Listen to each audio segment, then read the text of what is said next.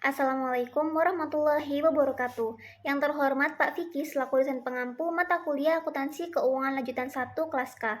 Kami dari kelompok 4 akan mempresentasikan materi mengenai stock investment, investor accounting and reporting. Namun sebelum itu, izinkan saya untuk memperkenalkan anggota dari kelompok 4.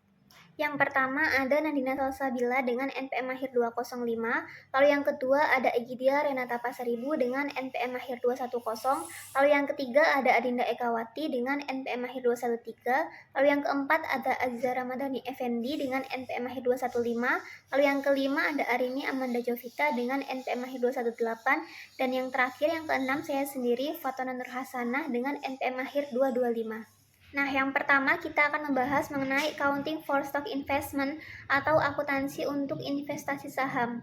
Jadi, prinsip akuntansi yang berlaku umum atau GAAP untuk mencatat akuisisi saham biasa mengharuskan investor untuk mencatat investasi tersebut pada harga perolehan, yakni setara dengan nilai wajar pada saat akuisisi.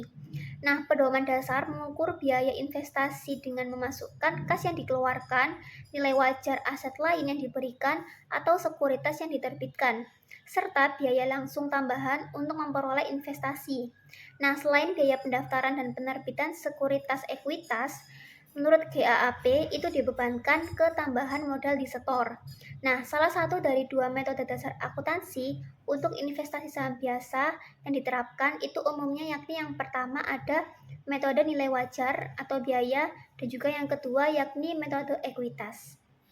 Nah, selanjutnya kita akan membahas mengenai konsep yang mendasari metode nilai wajar atau biaya dan metode ekuitas. Nah, metode nilai wajar atau biaya mencatat investasi saham biasa berdasarkan harga beli dengan dividen yang diterima sebagai pendapatan dividen, kecuali jika dividen melebihi bagian laba investor setelah akuisisi saham, yang kemudian dianggap sebagai pengembalian modal dan mengurangi akun investasi. Nah, sekuritas ekuitas dengan nilai wajar yang dapat ditentukan dikategorikan sebagai sekuritas diperdagangkan atau tersedia untuk dijual dengan perbedaan utama yakni dalam perlakuan keuntungan dan kerugian yang belum terrealisasi, di mana sekuritas diperdagangkan mempengaruhi laba bersih, sedangkan sekuritas tersedia untuk dijual dicatat dalam pendapatan komprehensif lain. Nah, metode ekuitas digunakan ketika investor memiliki pengaruh signifikan terhadap investe, mencatat investasi pada harga beli yang disesuaikan dengan laba, rugi, dan dividen, di mana dividen dianggap sebagai pengurangan investasi bukan pendapatan. GAAP mewajibkan metode ini untuk investasi dalam saham biasa yang memberikan pengaruh signifikan meskipun kepemilikannya kurang dari 50%. Nah, dan penerapannya itu dihentikan jika kerugian menyebabkan nilai investasi menjadi nol. Lalu induk perusahaan yang menggunakan metode ekuitas itu tetap mencatat investasi dalam anak perusahaan yang akan dikonsolidasi dengan menyesuaikan akun investasi berdasarkan laba dan dividen anak perusahaan, sehingga laba bersih induk setara dengan bagian laba dalam laporan keuangan konsolidasi. Nah, jika anak perusahaan tidak dikonsolidasi, investasinya dilaporkan menggunakan metode nilai wajar atau biaya atau metode ekuitas. Nah, selanjutnya kita akan membahas mengenai fair value or cost and equity method accounting procedure atau prosedur akuntansi metode nilai wajar atau biaya dan metode ekuitas. Nah, di mana di sini terdapat tabel yang memisahkan antara jurnal untuk fair value or cost method dan juga jurnal untuk equity method. Nah, yang pertama yakni untuk entry mencatat investasi. Nah, pada fair value or cost method, investment berada di debit dan juga cash berada di kredit. Nah, sedangkan pada equity method juga sama, yakni investment berada di debit dan juga cash berada di kredit. Nah, selanjutnya yakni untuk entry mencatat dividen pada fair value or cost method, cash berada di debit dan juga dividen income berada di kredit. Nah, sedangkan untuk equity method, cash berada di debit dan juga investment berada di kredit. Nah, untuk jurnal entry mengakui laba pada fair value or cost method itu tidak ada karena pada metode nilai wajar atau biaya, itu pendapatan dividen biasanya sama dengan dividen yang diterima. Nah, namun jika dividen yang diterima itu melebihi bagian laba investor setelah investasi diperoleh, kelebihan tersebut dianggap sebagai pengembalian modal atau dividen likuidasi dan dicatat sebagai pengurangan dalam akun investasi. Nah, sedangkan pada equity method, jurnalnya adalah investment di debit dan juga income di kredit. Nah, selanjutnya kita akan membahas mengenai economic consequence of using the fair value or cost and equity method atau konsekuensi ekonomi dari penggunaan metode nilai wajar atau biaya dan metode ekuitas. Nah, jika investor memiliki pengaruh signifikan atau kendali atas operasi investor, termasuk keputusan pembagian dividen, metode nilai wajar atau biaya menjadi tidak dapat diterima. Dengan mempengaruhi atau mengendalikan keputusan dividen investor, investor dapat memanipulasi pendapatan investasi yang dilaporkan. Nah, kemungkinan manipulasi pendapatan itu tidak ada jika laporan keuangan perusahaan induk atau investor dikonsolidasikan dengan laporan anak perusahaan atau investor. Karena laporan keuangan konsolidasi akan tetap sama terlepas dari metode akuntansi yang digunakan. Nah, meskipun metode ekuitas bukan pengganti konsolidasi, laba yang dilaporkan oleh induk dalam laporan laba ruginya secara terpisah menggunakan metode ekuitas itu umumnya sama dengan bagian laba bersih konsolidasi induk yang dilaporkan dalam laporan keuangan konsolidasi. Mengenai equity method one line consolidation atau metode ekuitas sebagai konsolidasi satu baris. Nah, metode ekuitas sering disebut sebagai konsolidasi satu baris karena investasi dilaporkan dalam satu jumlah pada satu baris di neraca investor. Dan pendapatan investasi juga dilaporkan dalam satu jumlah pada satu baris di laporan laba rugi investor, kecuali jika investor memiliki item operasi yang dihentikan yang memerlukan pengungkapan terpisah. Nah, konsolidasi satu baris itu juga berarti bahwa laba bersih dan ekuitas pemegang saham perusahaan induk atau investor akan sama ketika anak perusahaan atau investor dicatat dengan penerapan metode ekuitas yang benar dan juga lengkap. Serta ketika laporan keuangan induk dan anak perusahaan dikonsolidasikan, laporan keuangan konsolidasi menampilkan jumlah laba bersih dan aset bersih yang sama, tetapi menyertakan rincian pendapatan, beban, aset, dan kewajiban. Nah, pendekatan paralel antara konsolidasi satu baris dan juga laporan konsolidasi memungkinkan pemeriksaan ulang perhitungan, seperti yang dilakukan oleh praktisi, dengan membuat perhitungan alternatif terhadap item utama laporan keuangan seperti laba bersih, konsolidasi, dan juga saldo laba konsolidasi. Oke, di sini pertama kali kita akan membahas equity investment at acquisition. Jadi, di sini tuh memfokuskan investasi dalam saham biasa dengan hak suara dari entitas lain. Nah, saat akuisisi, nilai investasi itu dicatat berdasarkan biaya investasi atau investment cost, yang dihitung berdasarkan 3 komponen utama, yaitu cash disbursed, fair value of other asset distribute, and fair value of securities issued. Nah, cash disbursed itu adalah jumlah uang tunai yang dikeluarkan untuk membeli saham perusahaan lain. Sedangkan fair value of other asset distribute itu investasi yang dilakukan dengan menukar aset lain. Contohnya itu tanah atau peralatan. Nah, nilai investasi itu dihitung berdasarkan nilai wajar aset yang diberikan. Sedangkan fair value of securitization itu adalah jika akuisisi dilakukan dengan menerbitkan saham perusahaan sendiri, maka nilai investasi dihitung berdasarkan nilai wajar saham yang diterbitkan sebagai alat pembayaran. So, nilai investasi ekuitas dalam laporan keuangan ditentukan berdasarkan biaya perolehan yang mencerminkan jumlah kas yang dibayarkan. Nah, nilai wajar aset yang ditukar atau nilai wajar saham yang diterbitkan sebagai alat pembayaran dalam transaksi akuisisi. Oke, selanjutnya kita akan membahas mengenai assignment of excess cost over book value, yaitu membahas bagaimana kelebihan investasi atas nilai buku ekuitas perusahaan yang diakuisisi dialokasikan ke aset yang dapat diidentifikasi dan goodwill. Nah, pertama mengenai jadi, ketika suatu perusahaan mengakuisisi saham di perusahaan lain, harga pembelian seringkali lebih tinggi dari nilai buku, aset bersih perusahaan yang diakuisisi. Nah, selisih antara harga investasi dan nilai buku itu disebut excess investment over book value dan perlu dialokasikan ke aset atau liabilitas yang memiliki nilai wajar lebih tinggi dari nilai bukunya. Nah, di sini ada contoh, di sini aku membagi menjadi 3 poin penting, yaitu investment details mengenai PUM company mengakuisisi 30% kepemilikan dari saham company. Lalu total investasinya sebesar 5 juta. Jadi nilai buku aset bersihnya itu 30%. Jadi $3.600. Lalu excess investment over book value-nya itu $1.400.000. Dari mana? Selisih dari total investasi dikurang dengan nilai buku aset bersih. Jadi diperolehlah access investment over book value-nya itu sebesar $1.400.000. Lalu ya, yang kedua itu allocation of excess investment. Nah, excess investment sebesar $1.400.000 dialokasikan ke berbagai aset dan liabilitas dengan nilai wajar berbeda dari nilai buku. Yang pertama yaitu inventory sebesar $300.000, other current asset $150.000, equipment sebesar $600.000, notes payable atau pengurang liabilitas yaitu sebesar $300.000. Sehingga total identifiable net asset adjustment-nya sebesar 750.000. Nah, sisanya itu dialokasikan ke goodwill sebesar 650.000 dolar. Jadi, akses investment dialokasikan ke aset bersih yang diidentifikasi berdasarkan nilai wajar. Nah, sisanya dari excess investment setelah alokasi dicatat sebagai goodwill. Lalu, goodwill tidak diamortisasi tetapi harus diuji penurunan nilainya atau impairment test sesuai dengan standar GAAP. Nah, alokasi excess investment bertujuan untuk mencerminkan nilai wajar sebenarnya dari aset yang diperoleh dalam akuisisi. Jika ada sisa setelah dialokasikan ke aset, maka dicatat sebagai goodwill yang menunjukkan nilai ekonomi lebih dari sekadar aset yang dapat diidentifikasi.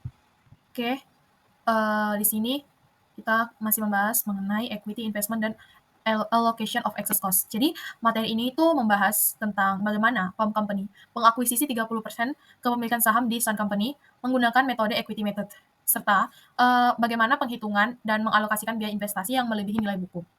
So, yang pertama, kita bisa lihat ya, di sini tuh investment in Sun Company sebesar 30%. Jadi, Pump Company itu membeli saham dari Sun Company itu sebesar 30% dengan total investasi sebesar 5 juta dolar. Dan nilai bukunya yaitu 30%.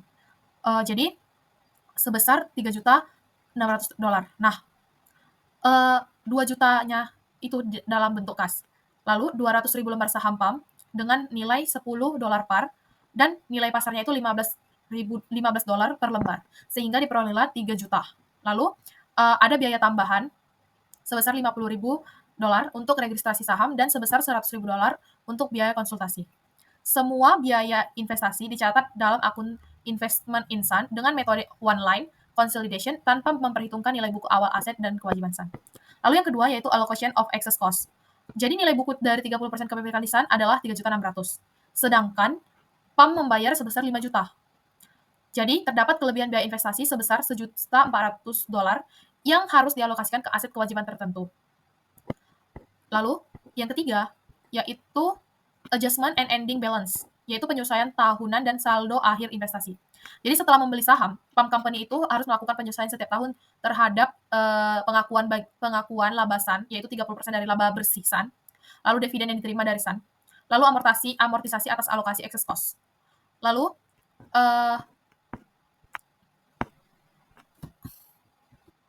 jadi disimpulkan bahwa equity method yang digunakan ketika kepemilikan saham 20-50% itu tuh mempunyai pengaruh yang signifikan. Lalu excess cost itu diidentifikasi dan diamortisasi sesuai umur ekonomis aset. Dan goodwill diuji bukan diamortisasi.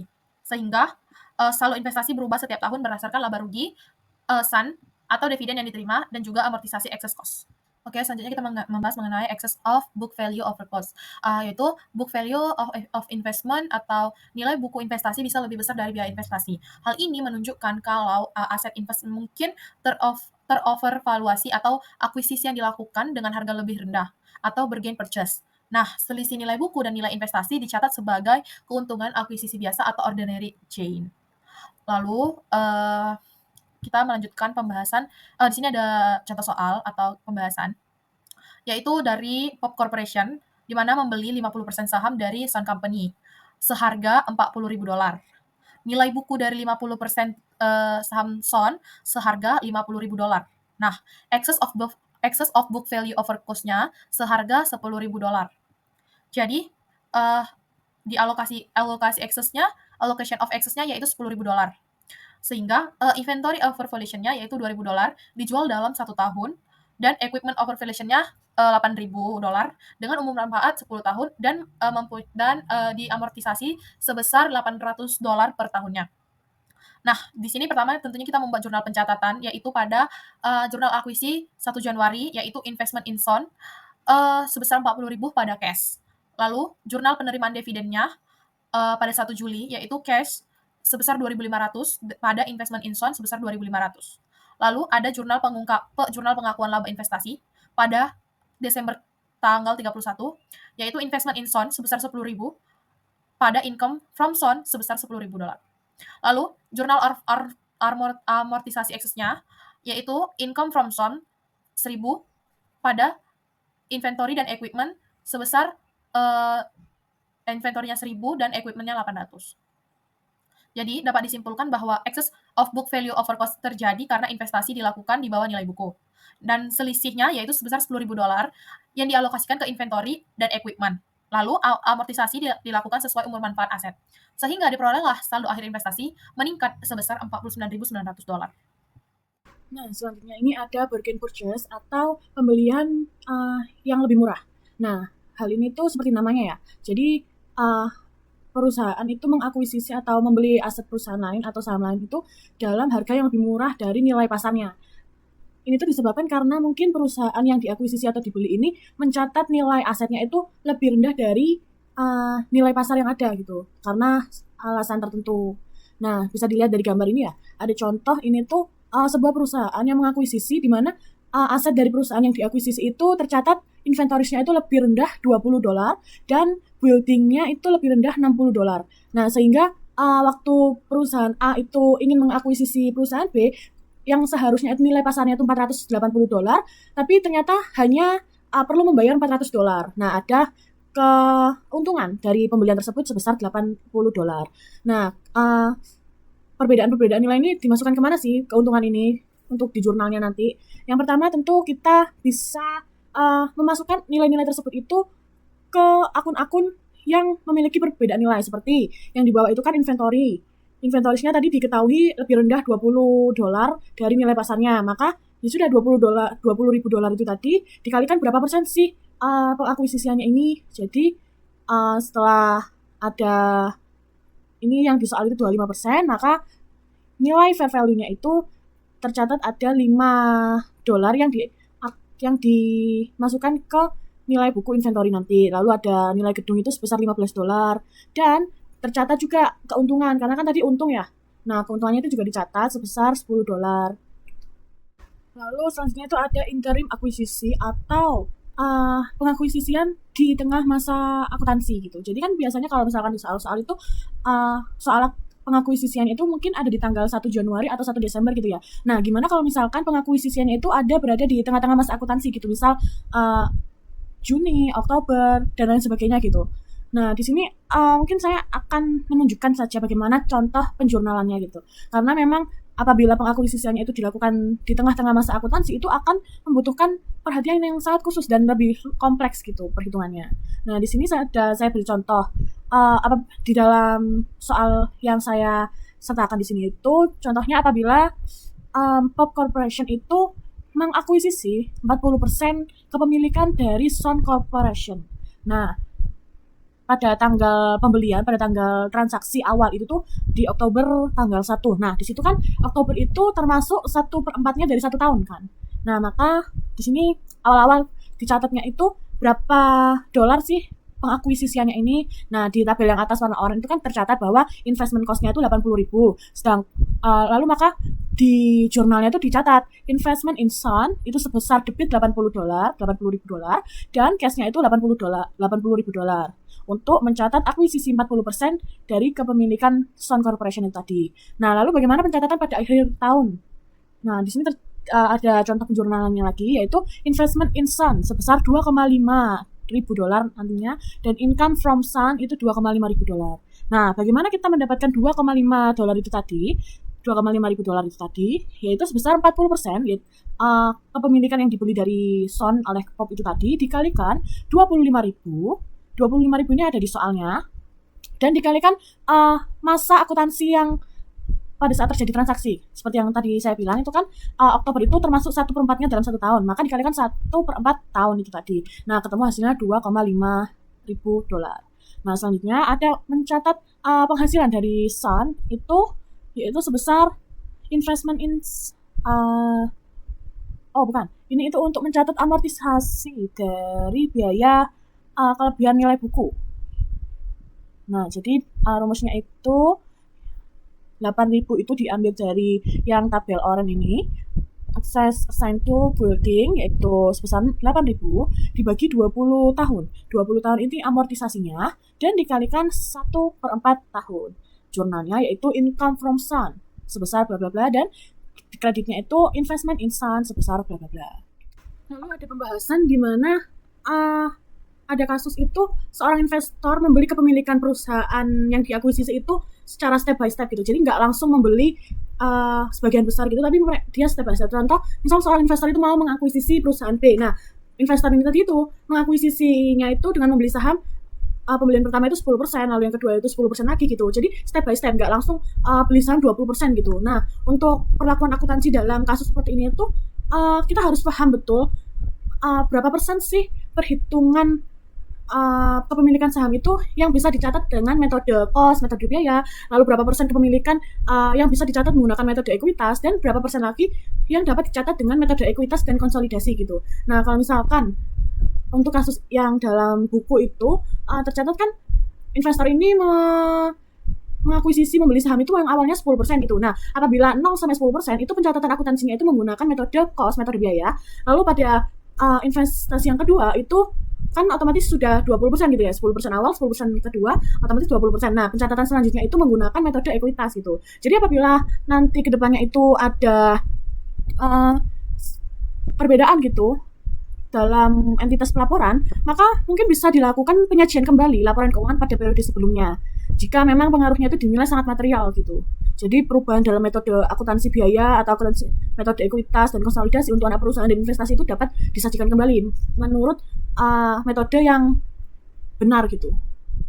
Nah, dan terakhir penjelasan dari saya itu mengenai sell of an equity interest, yaitu penjualan ekuitas. Ketika seorang investor itu menjual sebagian dari investasinya itu, tentu hal tersebut akan mengurangi persentase kepemilikannya gitu kan. Nah, apabila kepemilikannya itu di bawah 20%, maka pencatatan ekuitas investasi itu tadi itu harus dicatat menggunakan metode nilai wajar atau metode biaya gitu. Jadi tidak diperbolehkan apabila kepemilikan di bawah 20% lalu mencatat dengan metode ekuitas. Nah, ini tuh seperti penjelasan sebelumnya, kita harus memahami dengan jelas gitu berapa persen sih yang bisa dicatat dengan metode ekuitas, lalu berapa persen sih yang bisa dicatat dengan metode biaya.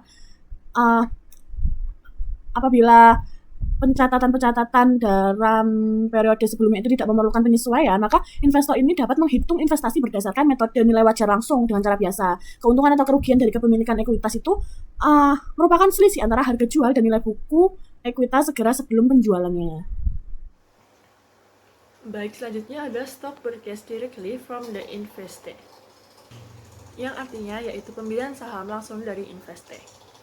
Jadi, kita berasumsi hingga saat ini bahwa investor membeli sahamnya dari pemegang saham yang ada di investasi. Dalam situasi tersebut, bunga yang diperoleh sama dengan saham yang diperoleh dibagi dengan saham yang beredar di investasi. Namun, jika seorang investor membeli saham langsung dari perusahaan penerbit, kita menentukan bunga investor berdasarkan saham yang diperoleh dibagi dengan saham yang beredar setelah investor menerbitkan saham baru.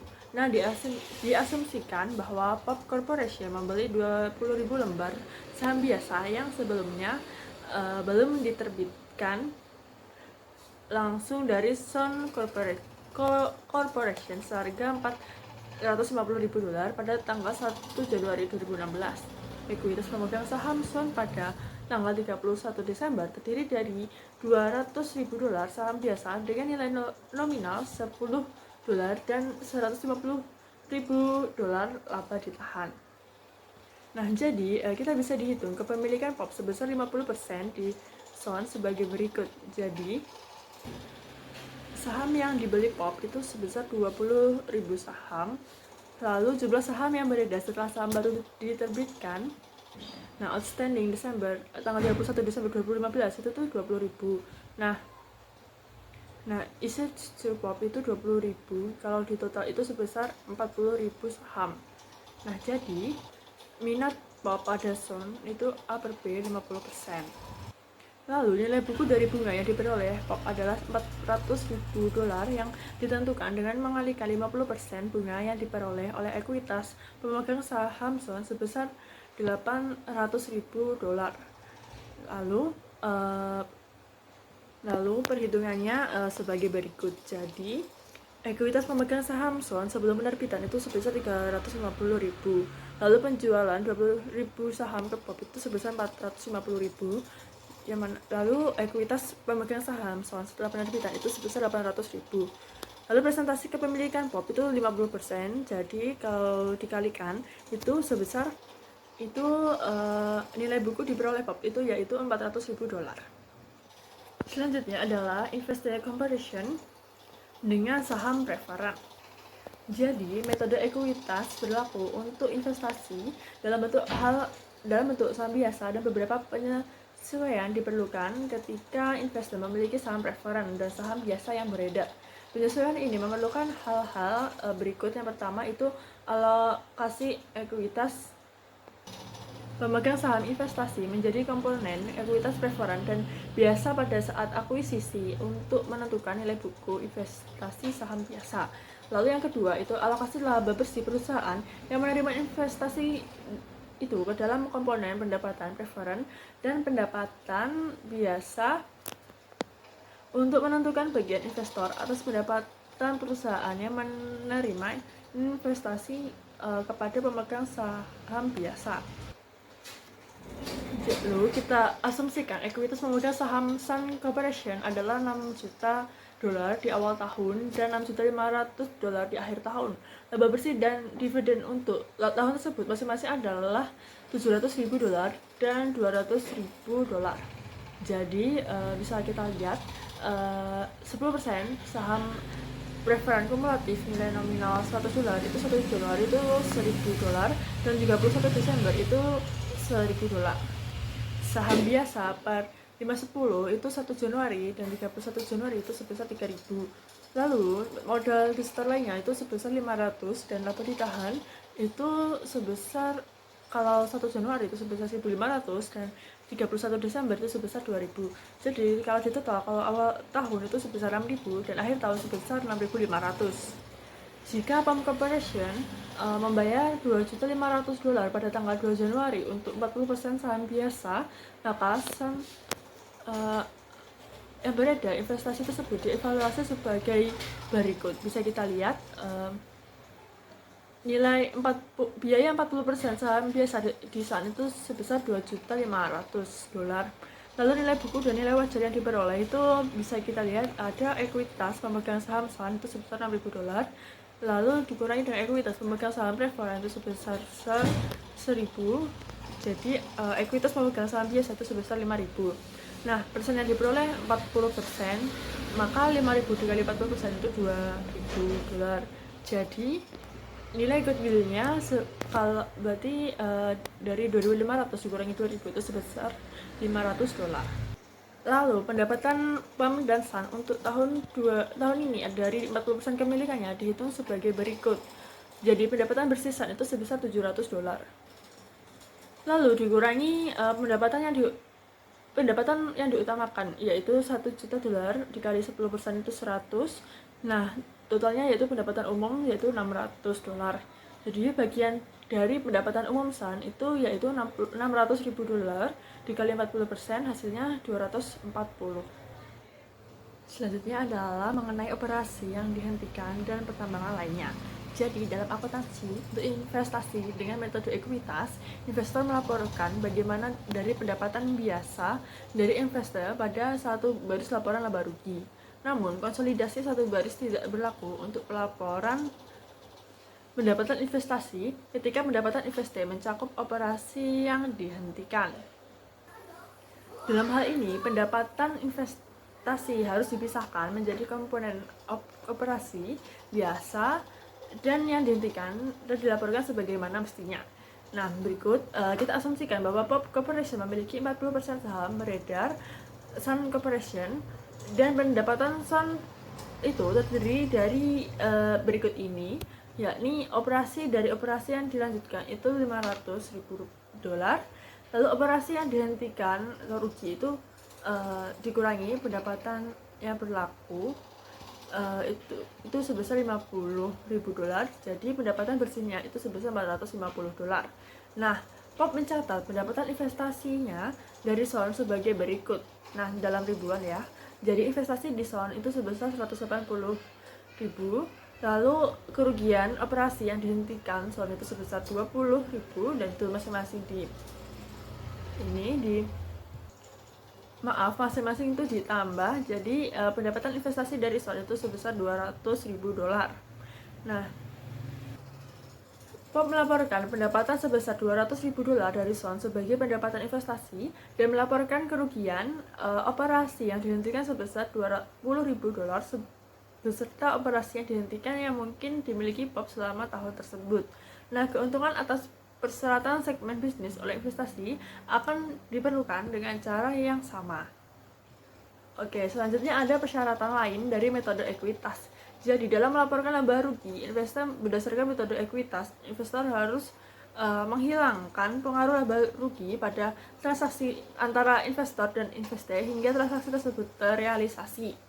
Ini berarti menyesuaikan akun investasi dan pendapatan investasi seperti yang diilustrasikan untuk mengamortisasi aset besi teridentifikasi yang dinilai terlalu tinggi atau terlalu rendah. Lalu transaksi investasi yang mengubah bagian investor atas aset besi investasi juga memerlukan penyesuaian berdasarkan metode ekuitas akuntansi. Nah, selanjutnya yaitu disclosure for equity investee atau pengungkapan untuk investasi ekuitas. Jadi, pengungkapan informasi tentang investasi ekuitas bergantung pada signifikansi atau materialitas investasi terhadap posisi keuangan dan hasil operasi investor. Jadi, jika investasi dalam ekuitas dianggap signifikan, investor wajib mengungkapkan beberapa hal atau informasi dalam catatan atau jadwal laporan keuangannya. Jadi ada 3 hal yang harus diungkapkan dalam catatan atau laporan keuangan. Yang pertama yaitu nama investee dan persentase kepemilikan dalam saham biasa. Yang kedua ada kebijakan akuntansi yang diterapkan investor terhadap investasi dalam saham biasa. Lalu yang ketiga ada perbedaan antara nilai investasi yang dicatat dan jumlah ekuitas yang mendasari serta perlakuan akuntansi terhadap perbedaan tersebut. Tetapi ada pengungkapan tambahan untuk investasi ekuitas yang material. Yang pertama itu mencakup nilai agregat setiap investasi yang memiliki harga pasar yang tersedia. Lalu ada juga informasi terkait aset, kewajiban, dan hasil operasi investasi. Lalu selanjutnya yaitu Related Party Transaction atau transaksi dengan pihak terkait. Jadi GAAP atau Generally Accepted Accounting Principle menyatakan bahwa tidak ada asumsi tentang transaksi wajar dalam transaksi dengan pihak terkait. Perusahaan diwajibkan untuk mengungkapkan transaksi tersebut karena dapat mempengaruhi laporan keuangan. Jadi ada beberapa informasi yang harus diungkapkan dalam laporan keuangan. Yang pertama yaitu sifat hubungan antara pihak-pihak terkait. Lalu yang kedua yaitu deskripsi transaksi yang dilakukan. Yang ketiga yaitu jumlah transaksi serta perubahan dibandingkan dengan periode sebelumnya. Yang keempat, metode yang digunakan untuk menetapkan nilai transaksi. Dan yang terakhir, jumlah yang masih terutang kepada atau dari pihak terkait pada tanggal neraca. Jadi pengungkapan ini bertujuan untuk meningkatkan transparansi laporan keuangan agar pengguna laporan dapat memahami dampak transaksi dengan pihak terkait terhadap posisi keuangan perusahaan. Lalu selanjutnya yaitu testing goodwill for impairment atau pengujian goodwill terhadap penurunan nilai. Jadi goodwill dan beberapa aset tidak berwujud lainnya yang memiliki umur manfaat tidak terbatas tidak diamortisasi.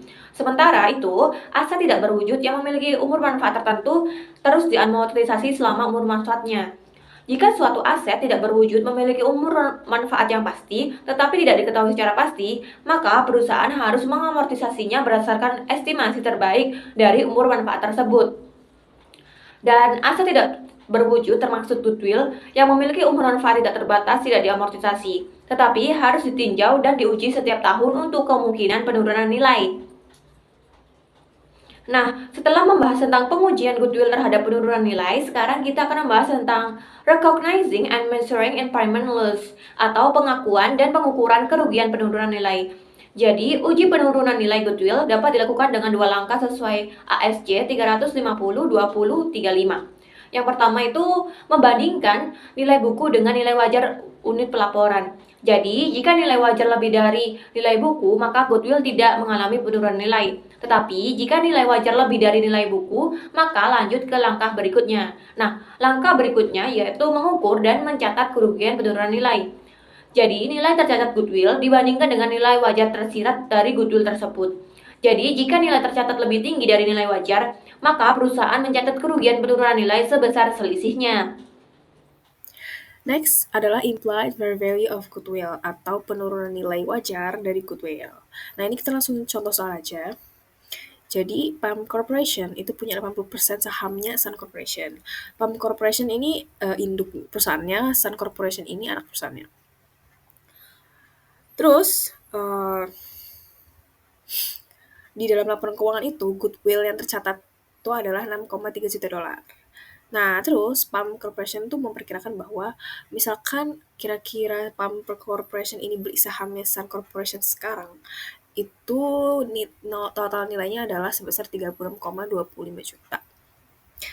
And then, langkah pertama adalah kita nentuin dulu nilai wajar goodwill. Caranya adalah, pertama, total fair value of Sun dikurangi dengan net asset. Total fair value tadi kan udah diketahui sebesar 36,25 juta. Terus net asetnya kita bisa cek di kotak ini, di bagian fair value, bagian net, tulisan net ini, sebesar 31,25. Nah, itu dikurangi, hasilnya adalah $5 million. Nah, terus tadi kan di soal dibilang kalau misalkan goodwill yang tercatat sebelumnya kan 6,3 juta dolar. Nah, setelah kita hitung barusan nilai wajarnya itu ternyata 5 million, berarti terjadi penurunan nilai sebesar 1,3 juta. Nah, di sini Palm Corporation harus melaporkan atau mencatat impairment goodwill tadi atau penurunan nilai goodwill tadi itu di dalam laporan keuangan. Nah, sekarang gimana cara nentuin nilai wajar unit pelaporan di dalam laporan keuangan, terutama yang berkaitan dengan impairment goodwill. Jadi, cara menentukannya. Pertama, jika saham Sun Corporation itu diperdagangkan secara publik, nilai pasarnya itu bisa digunakan untuk sebagai indikator nilai wajar. Tapi sebaliknya, kalau misalkan saham Sun itu tidak diperdagangkan atau bukan sepenuhnya punyanya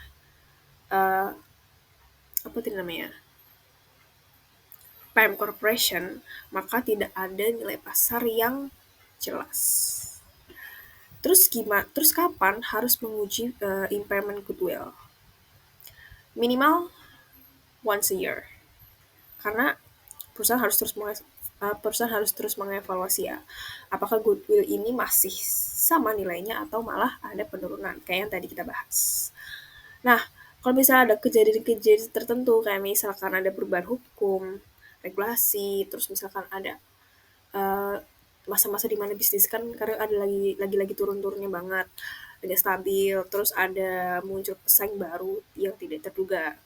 Nah, itu perlu banget namanya evaluasi yang harus sering dilakukan.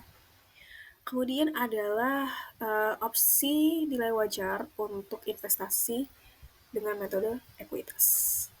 Jadi dulu sebenarnya investasi itu investasi metode ekuitas itu enggak disesuaikan dengan perubahan harga pasar.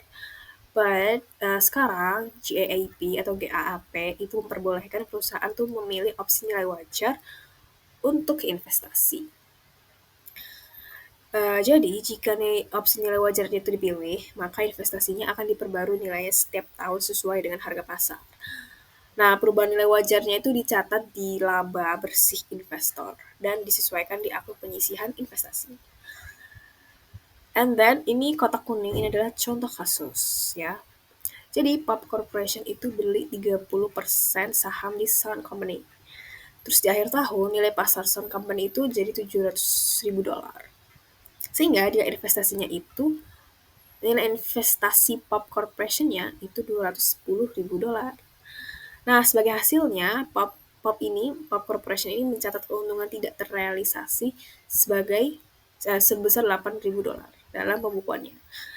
Dan ini adalah pencatatannya ya, allowance terhadap unrealized sebesar $8,000. Kemudian kita geser ke sebelah kanan, yaitu reporting and disclosures atau pelaporan dan pengungkapan. Jadi GAAP itu mengharuskan goodwill dilaporkan secara terpisah di neraca. Jika ada kerugian goodwill atau goodwill loss itu harus dicatat sebagai expense dalam laporan laba rugi. Jika goodwill yang berasal dari operasi yang dihentikan atau discontinue ya, maka kerugian harus dicatat di bagian terpisah dalam laporan laba rugi. Kemudian equity method investment atau goodwill dari investasi metode ekuitas. Banyak goodwill itu tidak diuji secara terpisah, namun sebaliknya impairment itu diuji berdasarkan keseluruhan nilai investasi.